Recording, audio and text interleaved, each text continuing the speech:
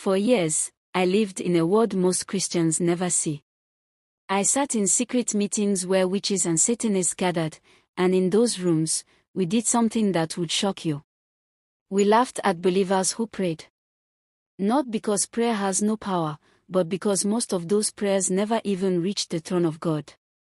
They were stopped, intercepted, silenced before they could cause any damage to our operations. How do I know this? Because I was the one doing the intercepting. I was assigned to monitor believers, especially at midnight when they thought they were shaking the heavens. While they knelt in their rooms crying out to God, I was in the spirit realm enforcing the rules of darkness against them. I watched their words rise and I crushed them before they could ascend. This isn't theory I read in a book. This is confession from someone who operated as part of a network of occult agents in Ghana. We were sent into homes, churches, even hospitals. Our mission was simple: make sure prayers never reached God's altar. We monitored who prayed and when they prayed. If you prayed weakly, we ignored you, you weren't a threat. If you prayed with fire, we marked you for special attention. I remember sitting in rooms thick with smoke and incantations, watching as the very words believers spoke were weighed in the spirit. Some prayers burned us immediately, forcing us to retreat. Others we laughed at and crushed without effort. The difference wasn't just faith or sincerity. It was knowledge.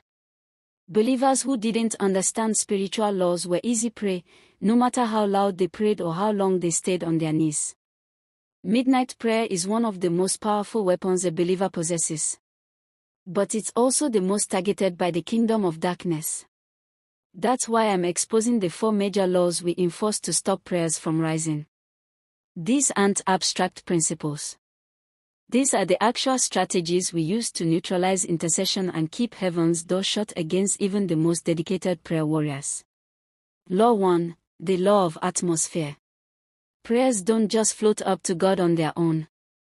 They ride on atmosphere. The spiritual climate around you determines whether your words carry weight in the heavens or collapse under their own burden. If we could corrupt or pollute the atmosphere surrounding a believer, their prayer became powerless no matter how sincere their heart. In Accra, Ghana, there was a young woman named ESI. She was devoted, rising every single night at midnight to pray. Her prayers had fury in them, the kind that made demons nervous. In our cover meetings, we noticed her consistency. We couldn't confront her directly, she was covered, so we changed our strategy. We polluted her atmosphere. Every night before her prayer time, we stirred chaos in her family house. Her sister would suddenly start shouting at her over nothing. Her mother would complain loudly about bills or disrespect. Her phone would buzz with unnecessary messages, pulling her mind in different directions. By the time ESI finally knelt at midnight, her heart was heavy. Her spirit was fractured by conflict and distraction.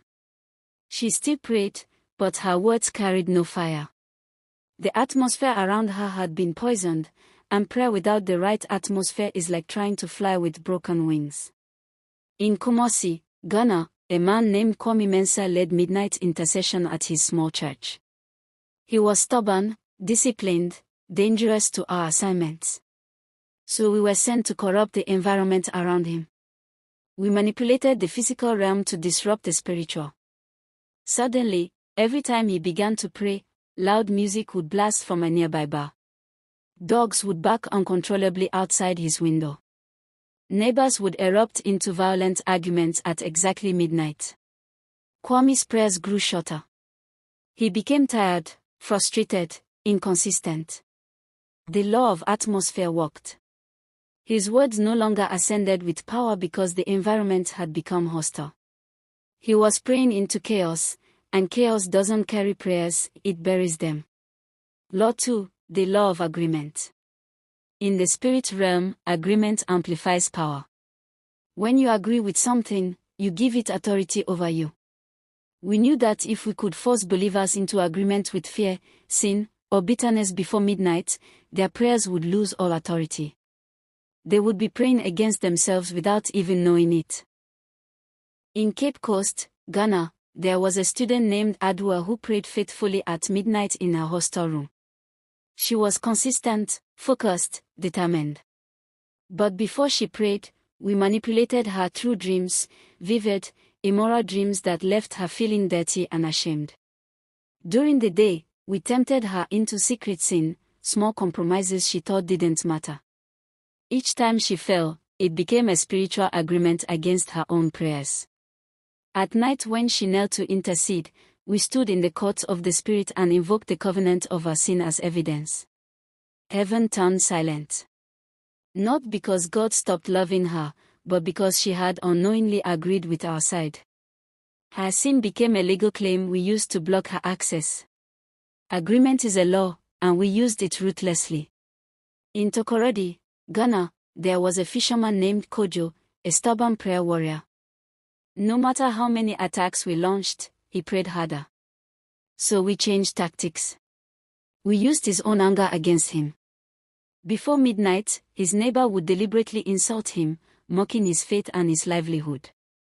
Kojo would explode in rage, cursing the man and holding grudges deep in his heart. When he tried to pray at midnight, we stood before the throne and declared, he agreed with bitterness.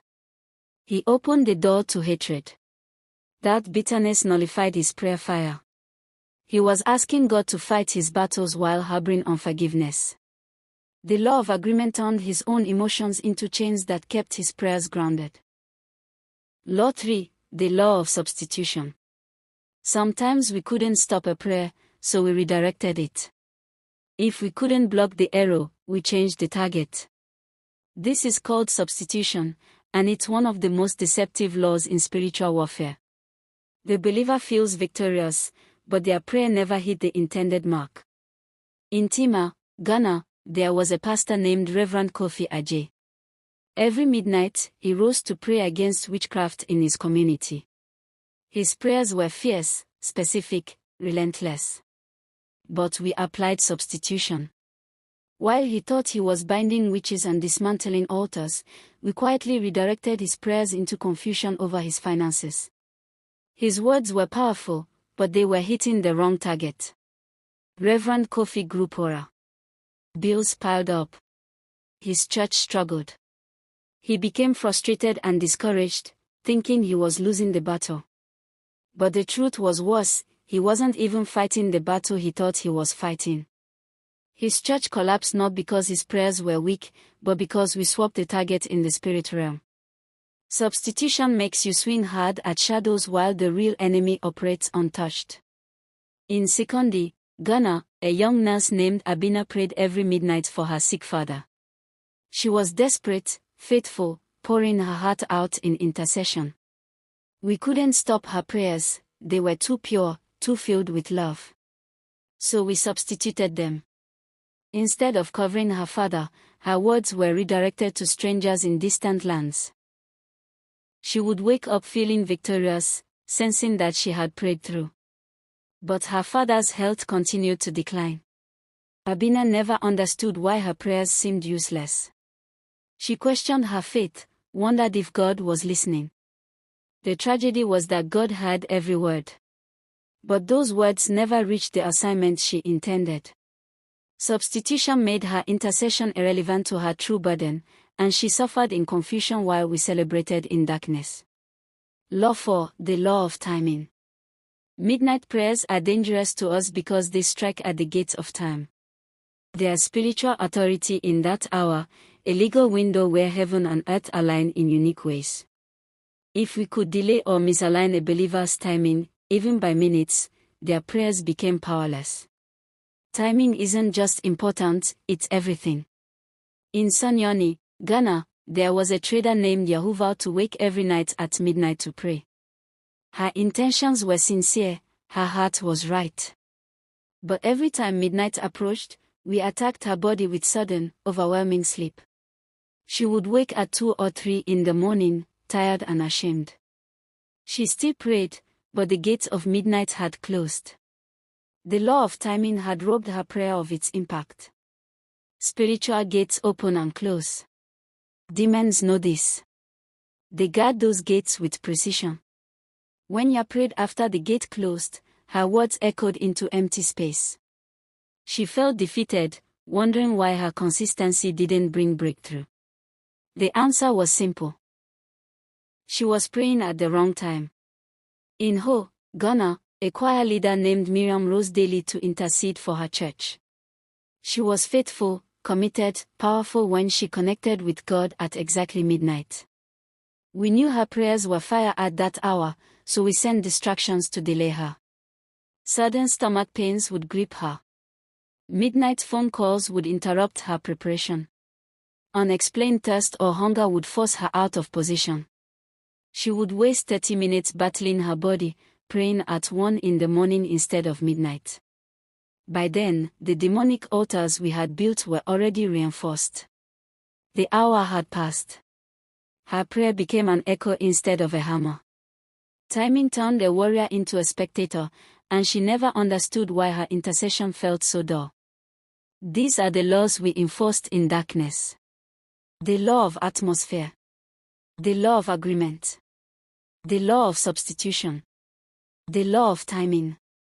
Many Christians think they are praying, but their prayers never leave the room. I'm not telling you this to frighten you. I'm telling you to warn you. Midnight is real warfare. If your atmosphere is polluted, if your agreement is with sin, if your prayers are being substituted, or if your timing is delayed, then witches have already won before you even open your mouth. But hear me clearly, if you stand in holiness, if you keep your heart pure, if you understand these laws and align yourself with the Spirit of God, then no law of darkness can stop your midnight cry. No weapon formed against you will prosper. And every gate of hell will shatter when you pray with knowledge and power. Thank you so much for staying with me through this exploration. If you found value in today's discussion, don't forget to subscribe to the channel and share this video with someone who might benefit from it.